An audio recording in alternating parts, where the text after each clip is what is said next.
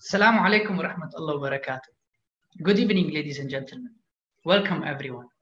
I am Ahmed Kelani. I will be the host for today's Oman AgroFood webinar titled Technology and Innovation in the World of Agriculture. This is one of many webinars we will be running throughout our portfolio of events in the MENA region. If you would like to see more of our events, please you can join our website, ifpexpo.com. You can see all our list for the upcoming webinars, and we will be really happy to see you also joining in all of them. Before I actually introduce the speakers, I would like to mention specific house rules for all of our guests. The session will be for 45 minutes panel discussion with our three amazing speakers. Plus, at the end, we will be having a 15 minutes for question and answer that it's open for all of you. The question and answer is open for our guests, and you can see it in the bottom of the screen. You can click on it and ask your questions. Please, if you can ask the question, you can direct it directly to one of the speakers, or it can be generic, and then we will be choosing, or we'll see exactly who will be answering.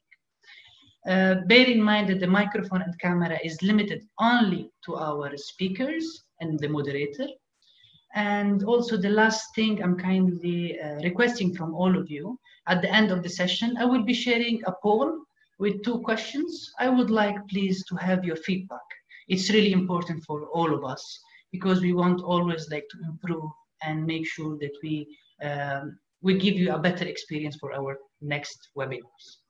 I don't want to take more of your time. I would like to introduce the speakers of the day. Our first speaker is Mr. Rida Saeed Khalfan Beit Faraj, Assistant Director General of Fisheries Marketing and Investment of Ministry of Agriculture and Fisheries Wealth of Oman. We have Engineer Saleh Al-Shanfari, CEO of Oman Food Investment Holding Company.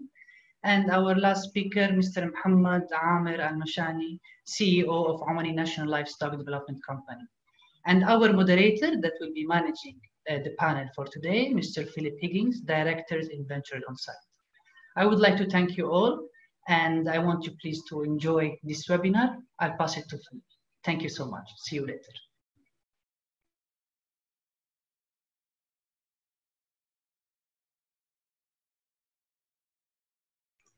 Philip, please unmute yourself first. You are muted.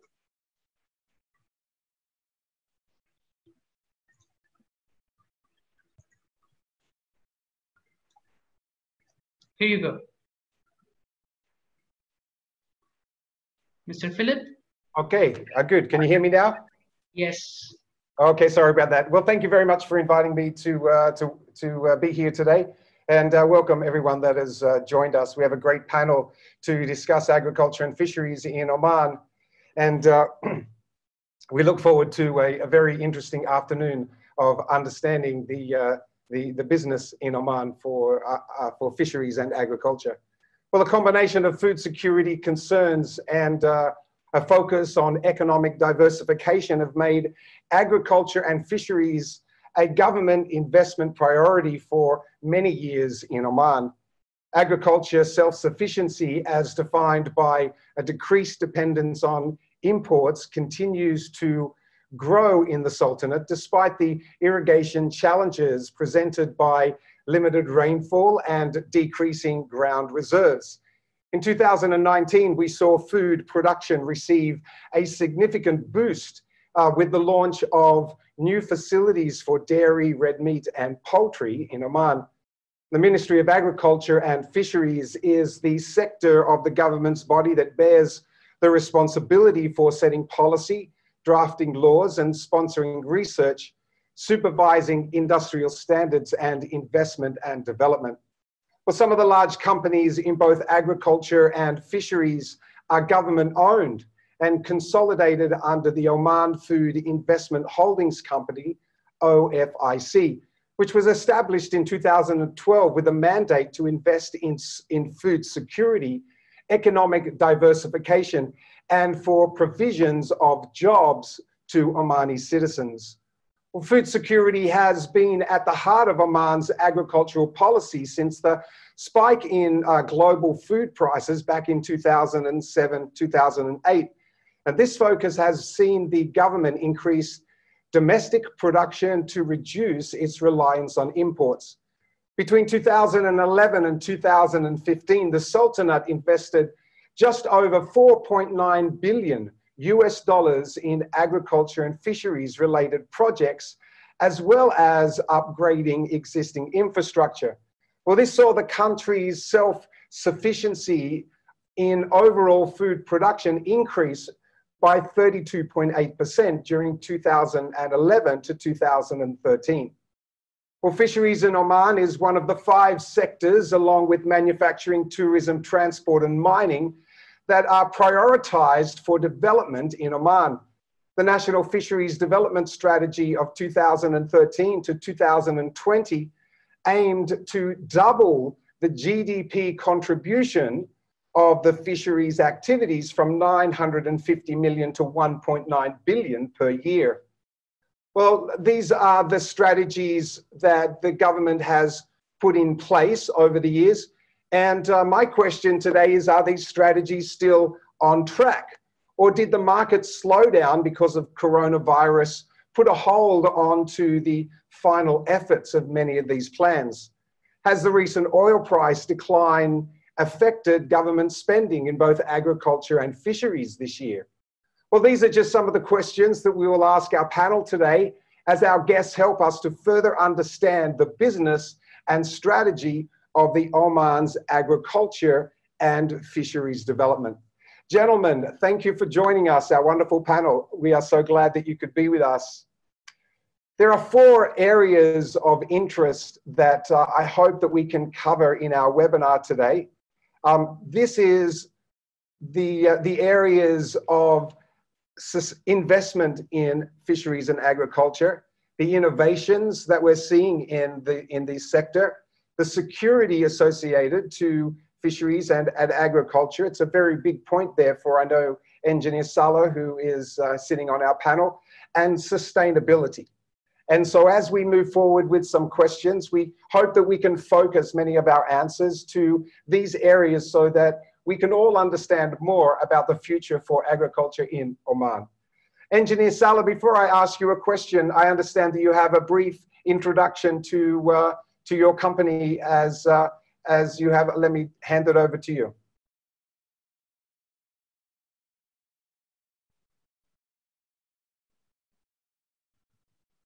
Ahmed, I think everyone is muted by Engineer Salah. Please undo that, yes.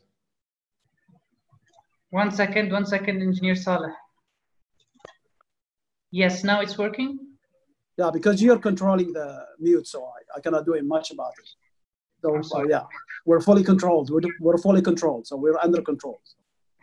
Good, Philip. Thank you very much for the introduction. And thanks for hosting me and my colleagues to talk to distinguished viewers and participants. So good afternoon to everybody, and late afternoon for so many, and hope everybody is keeping safe and wearing masks. I'm alone at home, so I'm okay. So yeah, I mean, take care, please, extra care. Look, Oman have, as you said correctly, Philip, have started much earlier than others. Given the 2008 food shortage, global food shortage, which has seen spikes of food prices and shortage of food globally, have instigated us in the country in Oman to start studying, the gap analysis, and we found out that the country needs an investment arm that need to boost and to drive the food security project and so on. So OFIC was established. OFIC is the company, Oman Food Investment Holding Company. Currently, now is moved to the ownership of Oman Investment Authority, OIA, and the company was formed early 2013 with a mandate to create an environment where food security for the country is attained. So I can tell you this, that Oman, was the vision of of the company is to be recognized as the leader for the promoting strategic investment in the food sector, domestically and internationally, and improve food security in the country. And so that was done. That was done. Luckily, we were able to, as a country, was able to start that. So the company was started, and started with the aim to develop various projects. So the mission was basically to invest in food projects individually and in partnership with various strategic investors outside Oman. The current focus is only Oman. So yes, basically we're focusing in developing project in the country. And luckily, people like Mohammed Amr, who is sitting with us, National Feed, and other investors, we were able to develop and focus on the objectives that we have really set in the strategy of the company, where we want to target commercially viable projects in Oman and to develop a partnership with various private sector, which we are already doing. And then, as you said correctly, limited resources, so we promote adoption of responsible, efficient, and sustainable practices across the value chain. And then we target a mix of agri-food projects in the urban and rural area with the aim to create jobs and to have economic diversification, and also work very closely with the SMEs and collaborate with the various association and trade unions that will allow us to make sure that we work with everybody. So it's more of an inclusive way of allowing the whole society, SMEs, local communities to develop. We focus on areas in the desert. So for example, I can show you, this is one of the projects that we did. This is the Mazoon Dairy project, which was in the middle of the desert of the country and nowhere. There was no life here. We have invested in this area. We have cleared this. These are cow barns, you can see. And we use the sand, more of a bedding to the animals. So we created an environment whereby, though very fragile, sort of environment, that we still were able to develop number of projects. You can see here that there are a number of projects that were developed in a very short span of time. Started the last 7-8 years. We were able to create a structure whereby AFIC is a company that were able to host and to develop and to promote a number of projects. Some of them are new, some of them were old. We have restructured companies that were losing. We were able to work with various stakeholders, to be able to make sure that the country has a right structure that allows us to drive food security in the country confidently. However, it's enough to say that while food security is the target, we were able to do that all driven by the bottom line. So in reality, all these companies, of course, one of them, as you know very well, and I know a lot of you are quite loyal customers, is the dairy project, the Mazoon Dairy. Thank you all to being able to test this. This is our latest comer, which is a Mazoon Dairy. We are now 7 months in the market. Have received a lot of welcome from all of you, and hope those who have not tested it to test it. This project, though driven by a need and driven by food security, but because we have promoted it with the private sector. Currently, AFIC only owns 20% of the company. We have given the chance to the private sector, other investment funds, houses, to own 80% of the project, which means that the way we develop these projects, the way we promote these projects is driven by market. There was no subsidy here. We're just competing, competing a bottle to a bottle with the other imports. The reality is, whatever we do today in the food security in the country is not driven by any kind of subsidy. We don't receive any kind of subsidy. We're driven by bottom line. It's market competition, it's quality, it's price, and it is the way you present yourself to the market. So the old guys, the old guys here in the market have seen a tough time because we have adopted, the latest technology. We have adopted sustainable means. We have brought the best talent in the world and the best technology in the world to start these projects. So basically, this is a nutshell what we do. Philip. Engineer Salah, how much to date has the investment been in new business initiatives? Well, look, I mean, if you take a total investment sort of value of these projects, it's getting close to $1 billion as of today. But the beauty here is that while we, for example, in the dairy business, I've invested $250 million, and the poultry business, we're also invested $250 million, and other companies ranges from, say, $70 to $100 million each. Reality is, we're just competing very fiercely in the market. I mean, while Oman have never went through any protective means, we allow the market to function like on competition, on quality, on pricing. So, but it's a free market. The government does not interfere and to regulate the market. It's not a regulated market.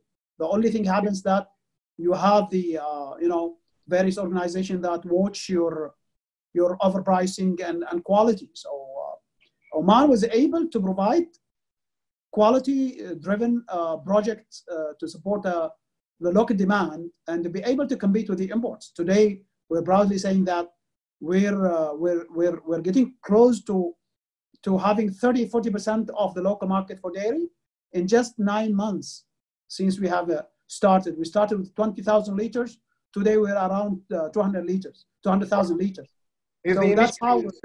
the initiatives launched under the Oman National Program for enhancing this economic diversification that you're so passionate to talk about were intended to continue industry expansion far beyond 2020.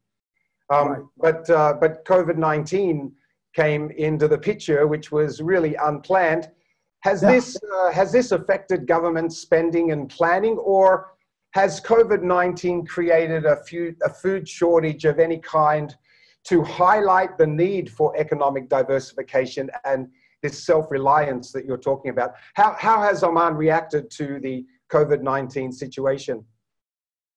Well, look, Phillips, the fact that we have utilized, the whole country have utilized the COVID-19 in our favor in terms of, direct imports, focusing on local production, stifling the process that we do better job in terms of quality and also in terms of security and safety of our workforce, and making sure that we deliver the best because we know that imports sometimes quite risky. So basically what happens is that various production units, various companies, along with ASEAD, which is the leading logistic group for the country, and the Oman Aviation Group, we have worked together to make sure that we ease up the process of direct imports to the country without depending on any other neighboring country. So direct import by sea, by air, we're all sort of made easy because the reality, the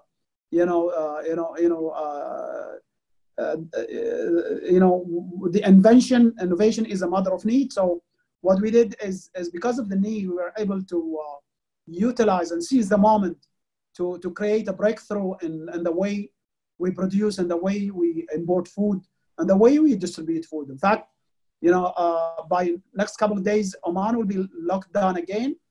And that itself means that we have to be innovative. In fact, while we were talking, there is another team who's working to make sure that food will have to be reached, in every household in the country, given the fact that there are restrictions on movement. So we work very closely with various government directions and with various government organizations, to make sure that food is reaching homes, swiftly, safely, and in abundant quantities and the right price. Does this mean that that in Oman they'll be shutting down the markets, the fish markets, like earlier? there'll be a lot of controls. I mean, there'll be a lot of controls. And I think to make sure that people do not gather, and we make sure that everybody wears masks, and make sure that social distancing is happening, we have to make other controls that makes everybody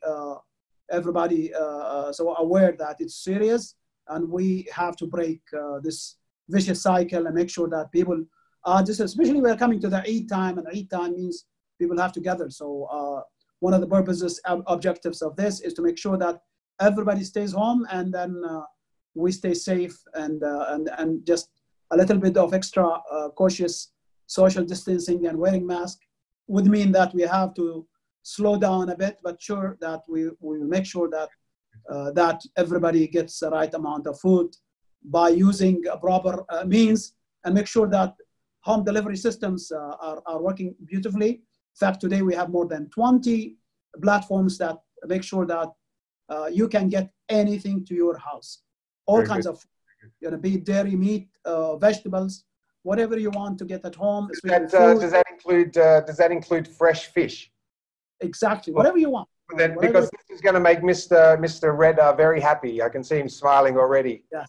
Okay. So Reda, thank you, Salah. I'll come back to you because I have some very interesting questions to ask about food security. But Reda, how has the Fisheries Department coped with the COVID-19 pandemic? Are you in meetings at this time to put in place new strategies for the next lockdown we're talking about? Very, very good question, Mr. Philip. Thank you so much for giving us this opportunity to describe to you the initiatives harbored by the Ministry of Agriculture and Fisheries to mitigate all the challenges appeared due to the COVID-19 epidemic. Yes, the fisheries supply chain were among the first affected by the COVID-19 blockade, and also, of course, all the necessary measures taken by the government to minimize all the chances of the transmission of the virus among the population. Among them, the fisheries markets. As you know, most of Omanis here in the country, they get their own supply of fish from their own or nearest fish markets, traditional fish markets, where as a well-known social also gathering with a lot of tradition is happening in those markets. The COVID-19 gives us a chance actually to push up for a new, to explore new opportunities to market our fisheries products. During the whole past years, all the activities related to fisheries been done hand to hand, face to face, and due to the virus and blockage, and due to the necessity to close most of those traditional fish markets, now we have to manage a way to supply the fisheries products to the consumers. Not only that, as you know, here in the country, Oman, most of our fisheries products coming from our local resources, from our seas, in which also Omani fishermen are the ones who are supplying us with the fish. If the demand for the fishery products stops, their work and their source of earning also will be affected negatively immediately. So we have to move quickly. To do that, we immediately, as Mr. Engineer Saleh has mentioned, the immediate solution was look forward to the e-platforms. And we managed, with the help of Oman Technology Fund, to acquire the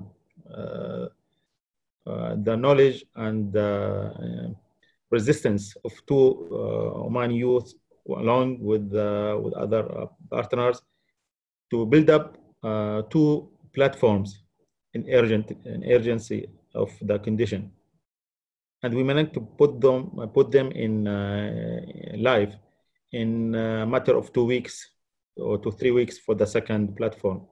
The first platform, Bihar, was the platform meant to sell our fishery products in whole, as a wholesale auctioning platform, and the second is a Bihar Plus.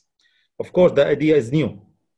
Most of the customers and most of the clients, it was not easy, maybe first of all, to understand how we can perishable products such as fish, fresh fish. How it's going to be supplied to the customer?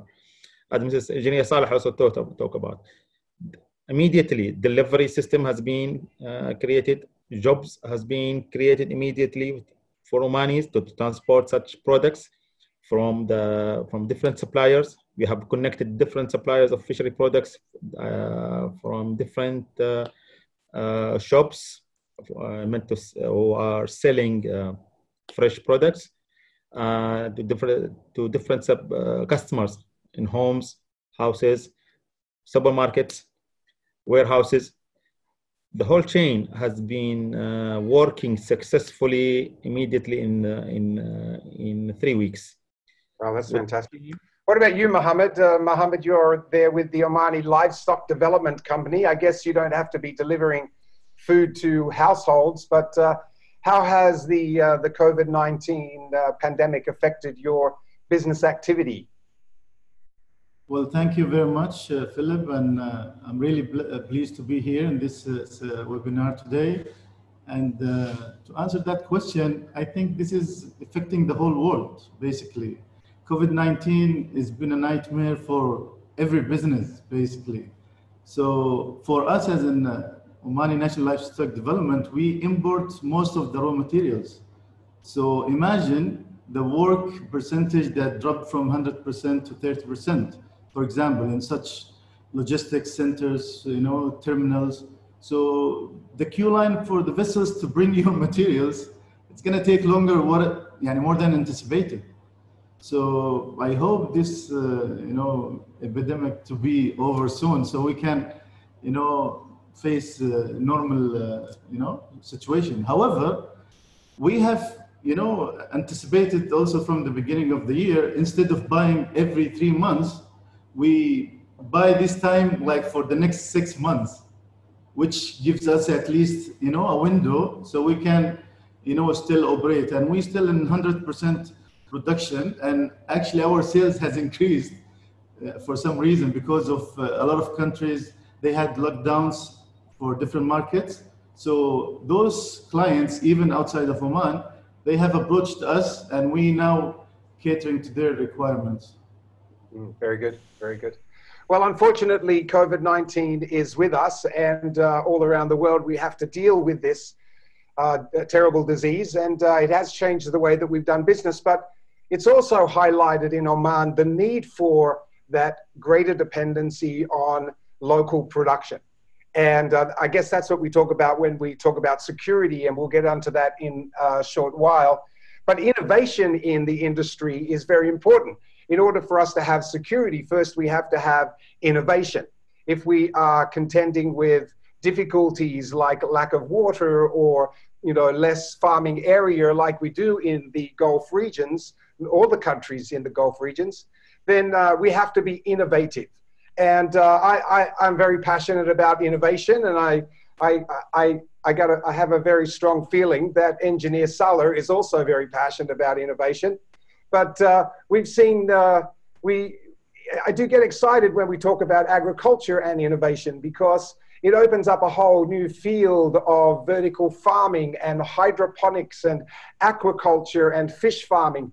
And these are very interesting subjects, and they do apply tremendously to our efforts here in the Gulf. Engineer Saleh, I understand that you are very passionate, and let's keep the answers as tight as we possibly can. But okay, how has technology in Oman transformed the Omad food production? Well, thank you very much. One thing you need to, maybe I should warn you that we in Oman also receive different kinds of rains and cyclones from time to time. So this is just to break the ice. So yes, and currently we're talking now in the south of Oman. For those who know Salalah, or those who don't know, today now is green. Mohammed, you're there enjoying the green lush and continuous rain in the green south. We're here in the north of Oman. It's a bit dry and a bit hot. So Oman has that sort of contrasting environments. It could snow, say in December in Jabal Akhdar, and reaches -7 degrees. And then in Salalah today in the mountains, 20s. Here in the north, it's around 35 now. So reality, we have to understand that various resources in the country, and then we have the ability to produce in different timing. However, given the technology today, we can produce anytime, anywhere, by say adopting various means. Some of the technologies that currently used in the country, this is not in Oman, but a picture taken somewhere else by me. But vertical farming is coming big. In fact, in various regions today in the country, vertical farming is a way forward. And then aquaculture, aquaponics, hydroponics. What is happening today? There's the advent of new technologies.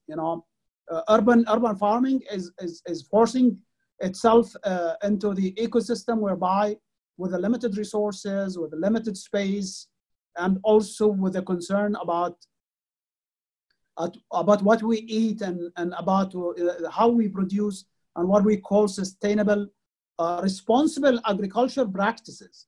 It forces us to go beyond managing subsistence agriculture to producing more sort of focused and with the use of relevant technology that allow us to reuse, recycle, reduce, which means we need to produce more with less water and less use of natural resources, of course, and also less money if we can, which means we have to deliver the product to the customers at the right price. I mean, this forces us to see what is the mega trends. This is for Oman and for everybody. You see, the whole world is moving towards something called functional food. Because today we need to improve our immune system. We have to eat the right food that make us immune against viruses, diseases, bacteria, and what have you. So, which means that Oman and other countries, everybody have to be aware, that we have a new normal, we have new trends that combines between technology and, of course, our eating habits. 3D printing of food is coming to the realm. GMOs would be a reality. Whatever people say, that becomes a reality that we have to accept and to live with. And of course, while we want to eat the right food, but we have to understand that there are other trends that are driving us. There are trends of the future that is driving the whole food industry in Oman and elsewhere. So low sugar, becoming vegan and probiotic, and the ketogenics sort of generation is reality driving us to change our production habit. You will see in the future these kinds of printing machines, what we call food printing machines, that produces the kind of the food that you choose. It's a food for your eyes, food for your stomach, and food that keeps you healthy. And the advent of nutraceuticals, a coined word, a new word. Nutraceuticals will drive the future. We have to understand that the world is changing, and we have to cope with the change of the world. Oman is not an exception. Today, I can tell you that in the dairy business, we are fortifying the drinks that you take. We add a lot of healthy ingredients to your bottle of milk. Vitamins, 3 types of vitamins. We make sure that we fortify the milk that you drink. We make sure that it's healthy. It's less sugar. It serves the purpose of making you more healthy. So the understanding in the country that Oman is not an exception, and we have to cope with the mega trends in food consumption, and therefore we're all geared toward R&D. In fact, this morning we were discussing with various investors the need for developing a food technopark that will allow new ideas like the one I showed you to be nurtured and to be incubated, and then we go to commercial and to serve the world. Therefore, because of the quality, our bread coming from Oman, brand called Dahabi, from Oman flour mill is today being exported to Eastern Europe, and we go as far as Morocco to serve a lot of outlets in the world, because the quality and because that extra care that we take to producing our local production should meet the high standards, as well as also to be fortified, because we add folic acid, we add iron, we add micro minerals that your body needs. We work very closely with the likes of WHO, UNICEF, and the Ministry of Health to make sure that whatever we do here locally meets international standards and best practices. So technology is driving us today in Oman. For example, in pollination of date palms, it's all done by drones, especially the major projects. So drones are also utilized in fertilization of trees, and drones are utilized also to today what we call the ocean drones are utilized to measure all kinds of blooms in the oceans, and nutrients in the oceans, and any changes that affects our ecological structures. So data monitoring, the investment in big data that allow us to monitor our customers, tendencies, trends, and changing taste is quite important. Today, major companies are in the social media. This was not really there like 10, 20 years ago. Today, you have to be in the social media talking to the new generation, because they are the ones who will drive your profit and losses. So you have to be careful. It's not people with a gray hair like yourself and myself, and who are driving the technology. The production. It is people who are really driven by new sort of taste and by new food directions. Look, we have to listen, and we have to reflect, and we have to understand. It's not us anymore. It's the 70% of the society today in Oman, the young generation, who are really making sure that we produce according to best practices. And then we use technology. I tell you, we use technology. We understand very well that without the proper technology, without robotics, without unmanned machines that allow us to do continuous production without human intervention, we want to reduce human intervention in producing food as much as we can, because we want to make sure that the bottle of milk that you receive at the end of the day is safe, is not touched by a hand. In fact, our bread that comes from the ovens, and it goes as far as Eastern Europe and Morocco, have not been touched by any hand. It's all automatically produced, packaged, and delivered. Engineer Salah, I look forward to having a long discussion with you on food nutrition. It's a pet subject of mine. I study nutrition as much as I can, and it does sound that Oman is moving in a very positive direction there. Innovation is also the development of new products. You've mentioned a couple there with regard to the innovations in the process of your milk products and so forth.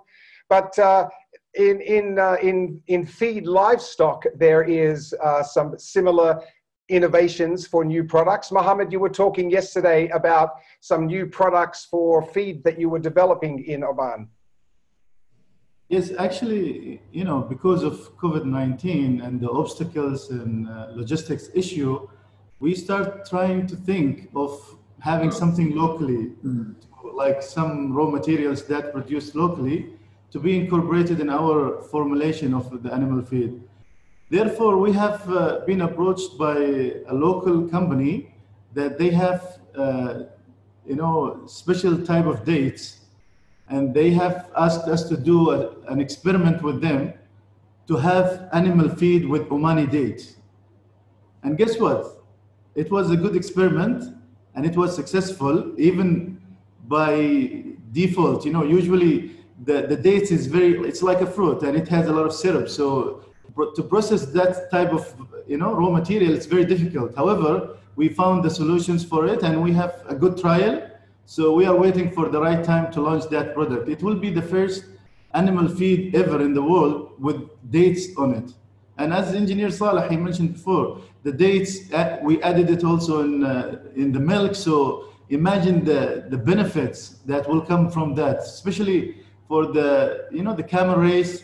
A lot of GCC heritage, they support the camel races, and usually they feed them the dates itself. However, for digestion reasons and a lot of issues, that the animal does not accept it in its original form. But then we incorporated it, we added around 10% of it in our formula. So that also innovation for having a security inside the country and have, almost we are producing 20% of the total formula from Oman. And hopefully with the future projects that OFIC is handling, that we will use some of it also in the future. Thank you. Mr. Redder has promised to take me fishing next time I'm in Oman, and so I need to make sure he has lots of time to talk today. You've been sitting there nice and quiet, but innovation in the Fisheries Department is very unique. You have a combination of harvest, process, and go-to-market strategies, and you talked earlier about some of those initiatives that were being put in place for distribution. But has there been any other specific new innovations in the Fisheries Department? As Engineer Saleh has just elaborated, innovation is a continuous process. It's never been away from our planning. As a government sector here, we encourage all the parts of our fisheries sector to adhere or to adapt in the newest technologies available in their fields. As a government now, we are running different projects that are dependent on innovations. Actually, as Engineer Saleh and also from our listeners, Oman, we have what we call here is a special center to deal with innovation, because it's the Industrial Innovation Center, which is a unique organization inside the country. In collaboration with such organization, we adapted a new project to trace our fisheries product. As you know, traceability today is a major requirement for most of our food items, not only food, also for any other produced goods. A lot of customers today are so picky about the food. They want to know the sources of their products, the story about the product. To adhere to that requirement, we are starting a project with the fund of Omani Agriculture and Fisheries Fund, which is part of the Ministry of Agriculture and Fisheries, and also with the Industrial Innovation Center. The aim is, let us start to know the story of our fishery products. So, Mr. Philip, I hope in a couple of years from now, you'll be able, if you eat your fish at your hamur, maybe in your plate, you will know exactly the name of the fisherman who brought you that fish, from which coast, or from at what day, and or how many hours maybe even he spent it to catch that fish for you. This kind of information is not only, of course, for the customer requirements. It's very important also for the government bodies who are regulating those fisheries to gather all necessary information about the fisheries activities, to monitor also the adherence to all the legal regulations meant to protect the species, or also to sustain our fisheries resources in the sea itself.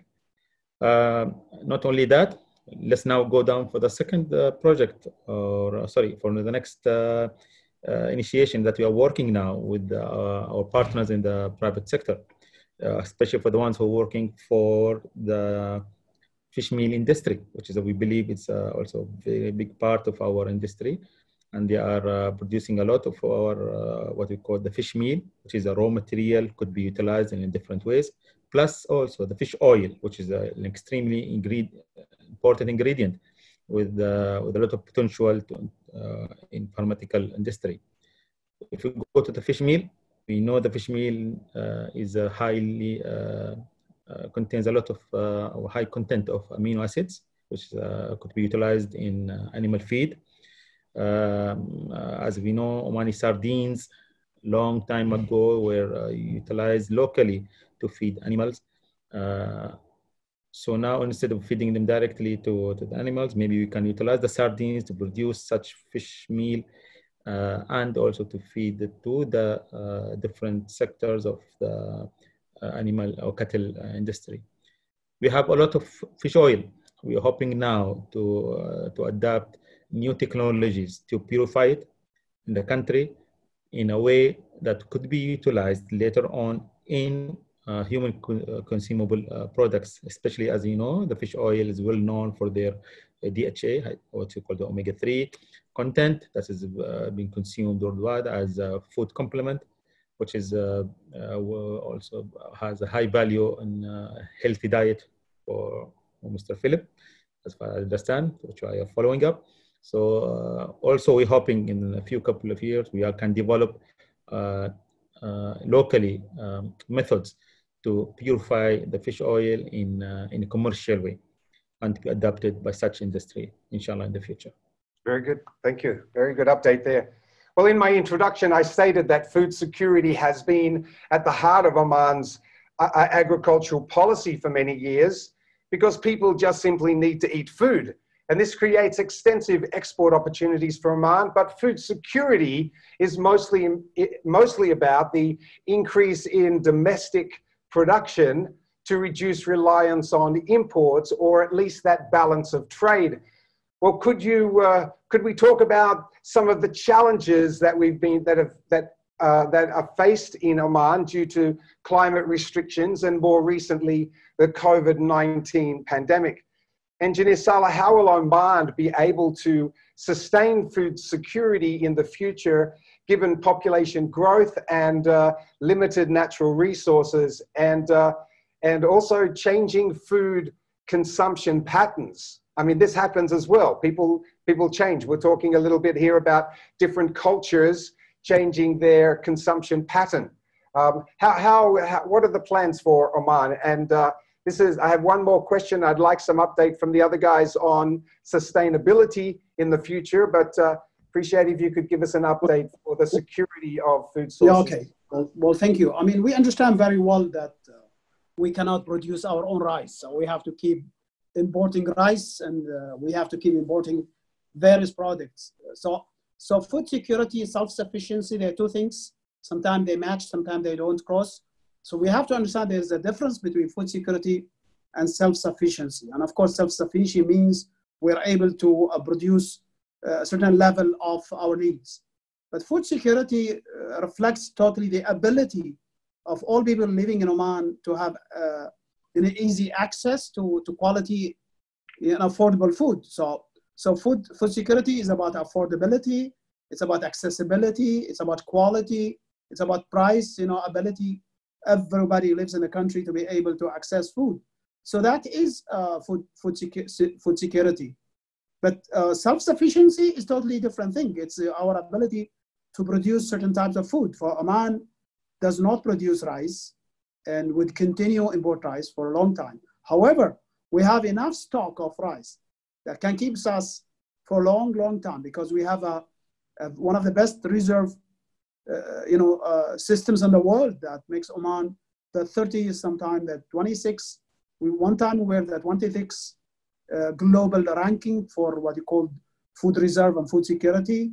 And in the Arab world, we were the second, the third from time to time because that rank keeps changing. So from a food security perspective, Oman attains quite a good rank. From self-sufficiency, yes, we are self-sufficient in fish.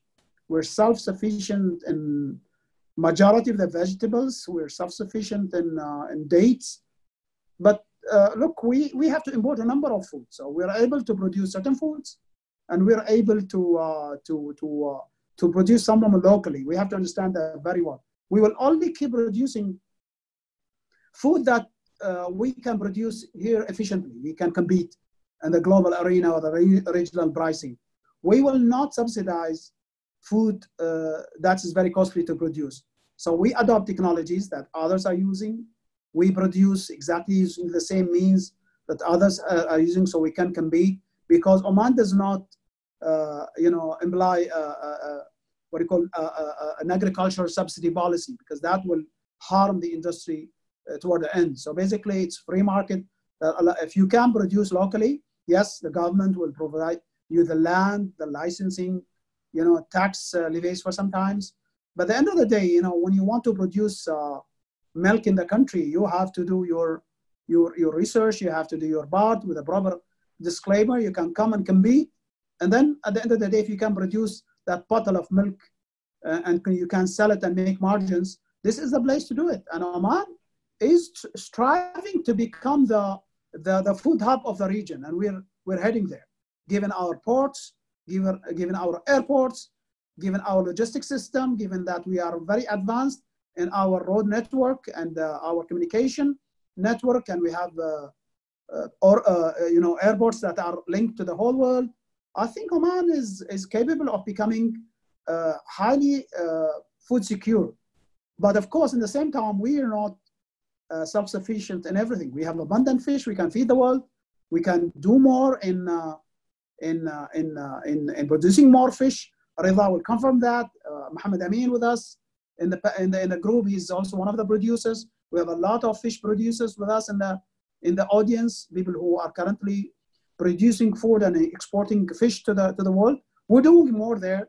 We're converting our fish now to be more better packaged, better canned. We're advancing toward having one of the biggest and largest fish canning facilities in the country. So look, I mean, we understand very well, that food security is to have make sure that everybody in the country have easy access to affordable quality food. But self-sufficiency is where the initiatives that the likes of OFIC and other investors here and other investors want to see themselves positioned in Oman to produce more for the world. And we believe that we can. Today, our fish is being exported to 80 countries in the world. And we know that we can do more of that.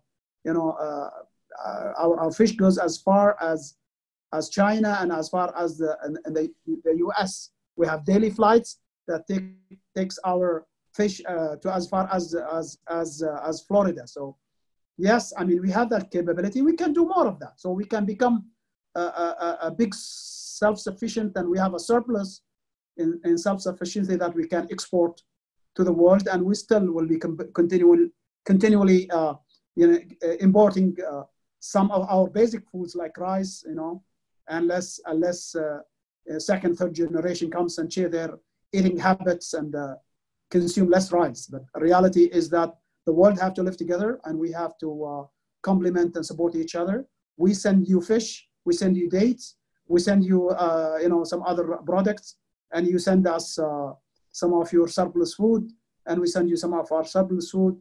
We'll still work together, and now importing, exporting food become much easier. Oman is globally positioned at the global sea routes, air routes of the world, and we can directly export food and import food much easier, given COVID-19 pandemic, which really triggered us to communicate much easier and to send our food much fresher and import food from various parts of the world much easier. Today, Oman is like 2 hours flight to India, and it's like 3 hours flight to Sri Lanka, and we have East Africa. We have East Africa and the MENA region with 1.5 billion people around us who can be served by Oman, through Oman, with Oman, given the quality of products that we do, given the stringent standards that Oman's adopt and apply to everything what we produce. It's very tough here, standards quite high, but still, because of that, we are able to compete and export our products to 80 countries of the world, be it fish, be it bread, be it eggs, be it dairy, and we'll continue to do that. Thank you. Engineer Salah, thank you for your big input. If Engineer Salah ever invites you to his house for dinner, rest assured it will be a feast. I'm confident that it would be a feast. And so thank you so much, guys. Well, I'll tell you, I enjoyed today my breakfast, enjoyed papayas and avocados coming from the south. I have mangoes coming from Sohar. I have dates that are beautiful, arrived from Sharqiya. In fact, you know, our household are full of locally produced food, be it vegetables, fruits, and processed food. So this is a country we are building the largest red meat farm in the world. 1.3 heads of animals are. I mean, the farm is being constructed in the south, close where Muhammad Amr is. This is the largest farm in the world, where 1.3 heads of animals, and one of the largest is the largest slaughterhouse in the region. Ability to produce a lot of meat to the world. In fact, we started before Eid. Now we're exporting live animals to the GCC. And during the pandemic, we were able to send surplus food to other GCC countries. In fact, because of the lockdown, they were not able to receive enough sort of produce. We were able to export and to help them get their needs. Oman will continue to become a food hub, and we want to serve the GCC region, the MENA region, the rest of the world around, a friendly nation that serves the whole world. And of course, we want to become the hub where your products are being exported here, processed here, value added here, repackaged to the rest of the world with the best sort of standards. So this is a place to be. I welcome everybody, and I think from my side and my colleagues here, Mohammed and Rida, and all maybe through you as an organizer, we can be of help and not necessarily be an investor, but we can help you if it's a great investment idea. We're quite shrewd, very difficult sort of to please. We do a lot of stringent due diligence, but yes, we look for quality projects, quality products. You know, if that will serve the whole world and there are markets, we're ready to invest with you. Thank you. Very good. Much. Well, thank you guys for your input today. I did want to get to talk a little bit about sustainability, but we have so many questions from the audience. Maybe you could give some thought to sustainability and tie in some comments to that with regard to any answer to questions. Ahmed, I'll hand over to you. Let's review some of these questions from our audience today. Sure. Thank you so much, Mr. Philip. Definitely, yes. We are running a bit late, but we will do our best simply to cover as many questions as possible. So I'm kindly requesting from all speakers, if possible, simply to give short answers in order to make sure we increase the number of questions itself. Before I actually start, we have some questions related to us as organizers. I will answer later on, and some questions to all of you. The webinar itself was actually a communication channel used in order to showcase the opportunities, development, and strategies that are implemented within the Omani market, especially in the agriculture sector. Therefore, Al-Namr Expo and the IFP Group are partnering together. We are running the Oman AgroFood exhibition and conference on the 14th and 16th of December. We encourage all of you to visit our website, omanagrofood.com, to see the opportunities to join as exhibitors, sponsor, or maybe just as an attendance, as visitors. So I encourage you to do that. So I'm going to start with the question itself. It's a generic question. It's related to aquaponic. So you can decide exactly who wants to answer. Is it considered a relevant solution? Is there funding to support its development from the government? Who would like to answer? So Rida, I think you should take this. Well, aquaponics is your business. Yes, the aquaponic is being supported by the government. It's been encouraged actually by the government for the small sector of farmers who are maybe especially in the region were being affected by salination and the increase of salinity due to the rising of sea level, water sea levels, and increase also in freshwater levels in those areas. Of course, this is an opportunity being taken by a lot of farmers to increase the yield of such farms. So instead of just depending on crops, they also been added, integrated with aquaculture, especially freshwater, and we are dealing now with tilapia. We've been proved successful in such industry. What kind of support we are giving? As a government, of course, we are giving all the technological support. Knowledge is available, know-how is available. As long as there is a local provider of the land, and he fulfilled all the necessity of applications that are available also through the Ministry of Agriculture and Fisheries. There is a special window to deal with all investors in aquaculture, so he doesn't have to look for different government entities to issue the license. He just have to go and approach that window. I believe we have a very good success with such aquaponic aquaculture, and yes, we can give a lot of technical help in such matter. Perfect. Thank you so much. We move to the second question, that it's related to solar energy. Are you planning on integrating solar energy to your factory, such as Mazoon Dairy, for example? Well, thank you very much for the question. It's a very relevant question. Yes, I mean, look, we are looking at green technology, green energy as a way forward. In fact, all our projects are designed to green sort of green technology is integrated.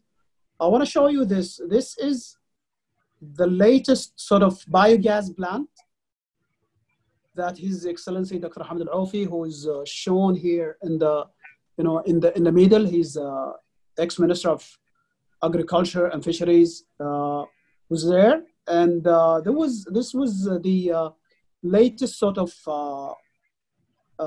biogas plant in Mazoon Dairy. What we did here, to be sustainable, we have taken the slurry and converted it into biogas. In fact, now a lot of steam is being produced by heating, heating our steam, and 0.5 mega today, and it would definitely grow. The idea that whatever we do here, we have to look at sustainable means. So waste to energy is a must. And now, in fact, this week, we're also opening tenders regarding the poultry project, where we will convert the poultry sort of manure into energy. So looking at bioenergy, biogas, gasification, converting waste to energy is a must in all what we do. It's all being built in our strategy. So sustainable, responsible agriculture means is a must. In fact, this project is the only one in the region. This is the first biogas plant in a dairy project in the region, and this is the first biogas plant in Oman, in fact. And we want this to serve as a model for other producers. We want all waste from our projects and products to be converted into energy. We want to go to zero waste to make sure that we live in a clean environment, sustainable means. In fact, I want to take this opportunity to pay tribute to Dareen Mahdi, one of the most active environmentalists. She just passed away 2 hours ago, and I want to send my prayers and your prayers to her soul. We just missed her, and she was one of the icons in Oman. Dareen Mahdi, I know some of her friends are here in the group.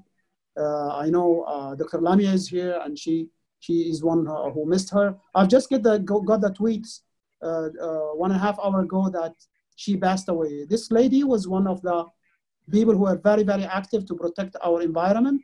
My condolences to her family and to her friends and to those active members in the environment. I was part of the environmental association where she was very, very active. She want to make sure that we go clean, we go recycling, we convert everything into sort of usable and reuse. So I pay tribute to her soul and condolence to her family.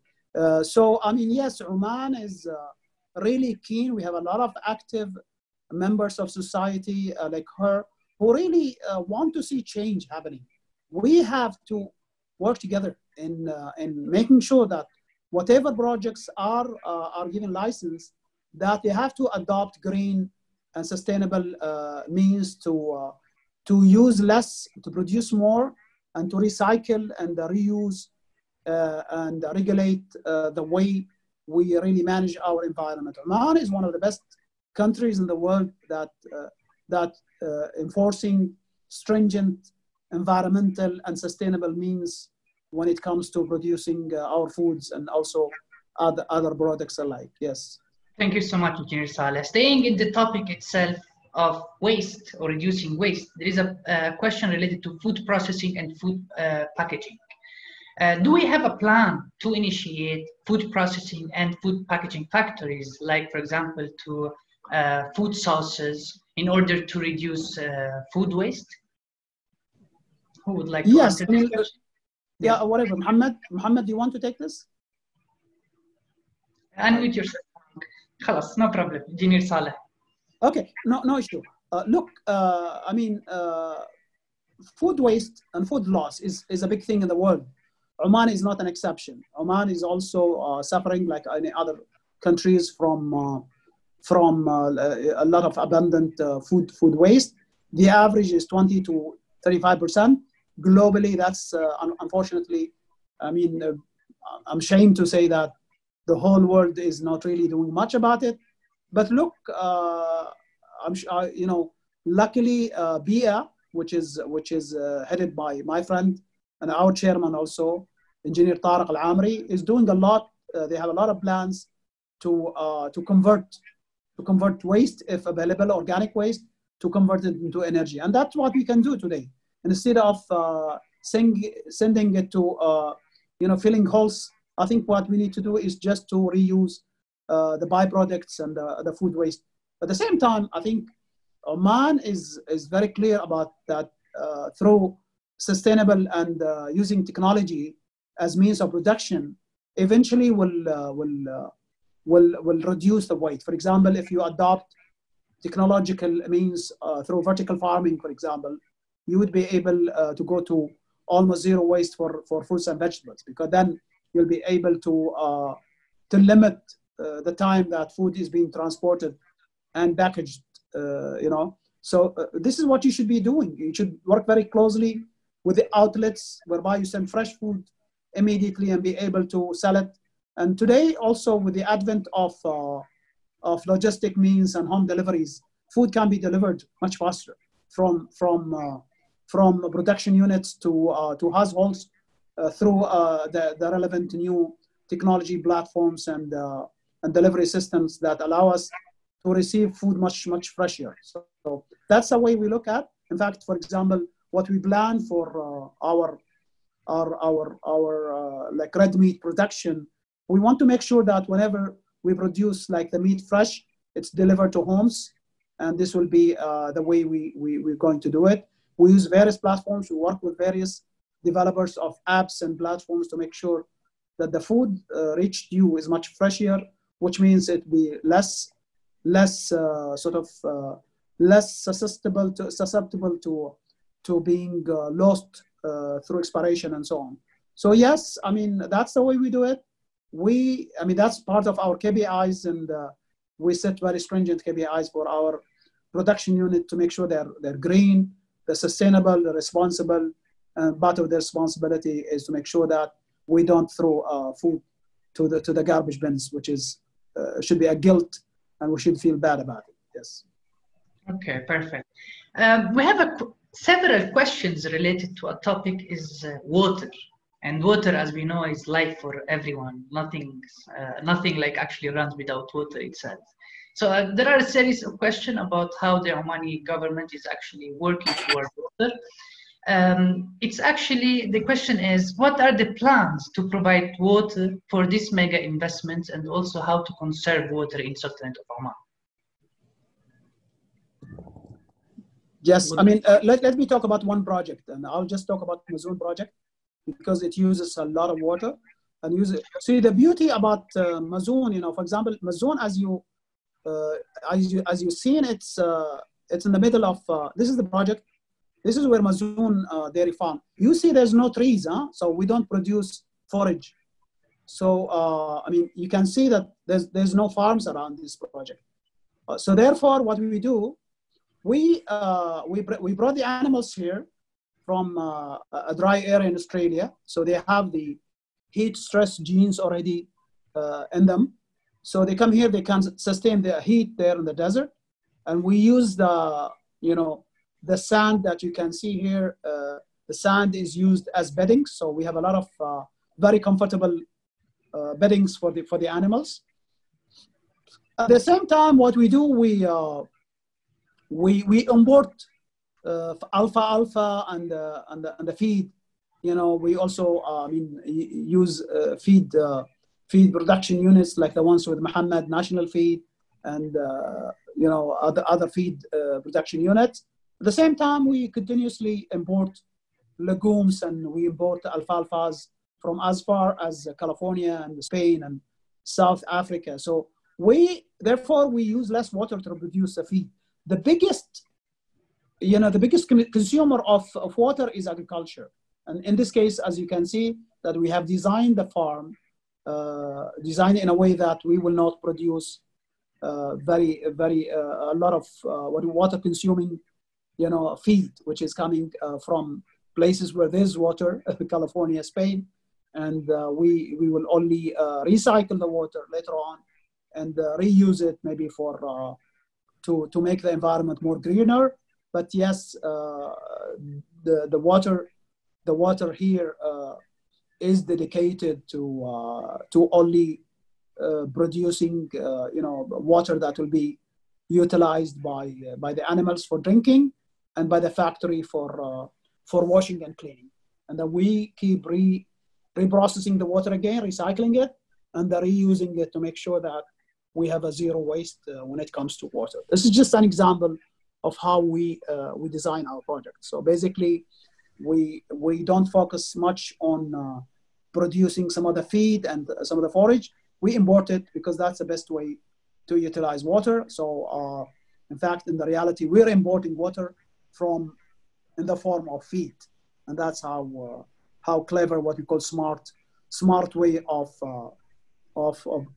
producing in Oman. So in reality, a lot of feed can be imported. So we import grains. I think, Mohammed, you can talk about whereabouts that you import the grains from, that as an example of how we save our water instead of producing grains here. Yeah.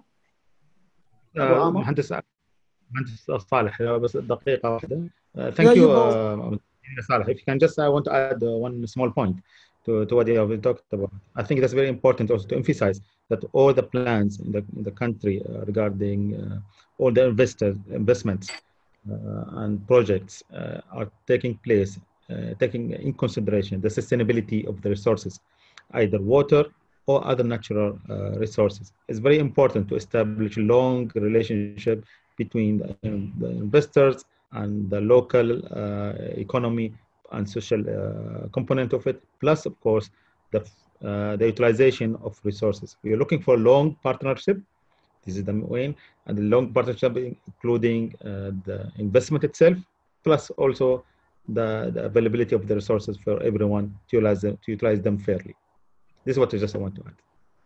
Thank you, Engineer Saleh, and Ahmed. Thank you so much for giving me the chance. Sayyid Muhammad, is there anything you want to say? Please unmute yourself. Unmute yourself, please. 1 second. Yes. You can hear me now? Yes. Yeah, just to elaborate at what Engineer Saleh mentioned, that was a very smart move of utilizing where there is no water resources. We have one of our subsidies companies, like 10 years ago, we participated in an investment company, and that feasibility study was having a lot of source of water. However, during the time, the water sources has demolished because of that project was built on the feasibility study of water only, has made that company making loss. So immediately the board and the management of the company, they converted, instead of farming like root grass, which needs a lot of water, they converted it into another vegetables and fruits farming. And that just, as you know, it's very important issue, the water solution, and this is one of the obstacles of no farming in Oman to that scale. Thank you so much. Yeah, but I think the reality is that we more vertical farming, more closed systems, that would be the future. So using technology, using less recycling, reducing the amount of water. In fact, by adopting best technologies, water consumption for irrigation can be reduced by as much as 90%. So 10% will be more than enough to produce quality vegetables, fruits. And quality vegetables can come from closed system, closed environment. And this is where Oman is heading to. Perfect. I actually wish to ask all the questions we received, but unfortunately we are already delayed. We have 15 minutes late. Before we actually end, I have a poll, as I was mentioning. I really actually wish if our attendees can actually take 1 minute of your time simply to answer and give us your feedback. We received a series of questions related to us as organizers. Yes, this session is recorded. It will be saved, edited, and shared on our social media platform, either on IFP Group or Al Nimr Expo. So definitely you can go and see all those interesting slides and all the conversation that we actually had in the past hour till now. Other than this, we actually, in case you want it fast, this webinar was streamed on Al Shabiba page on Twitter. You can go there and maybe if you want, you can see it again. And that's it for today. I would like to thank every single guest that attended. I would like to thank all our speakers, Mr. Rida, Engineer Saleh, Mr. Muhammad, Mr. Philip, for your time and dedication that you gave to this session itself.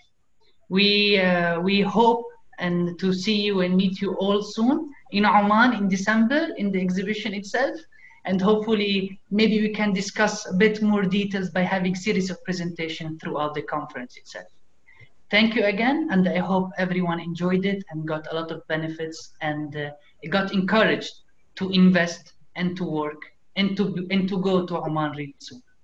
Thank you so much again, and I hope all you be safe in this difficult time. Thank you. Thank you. Thank you. Bye-bye. Bye-bye.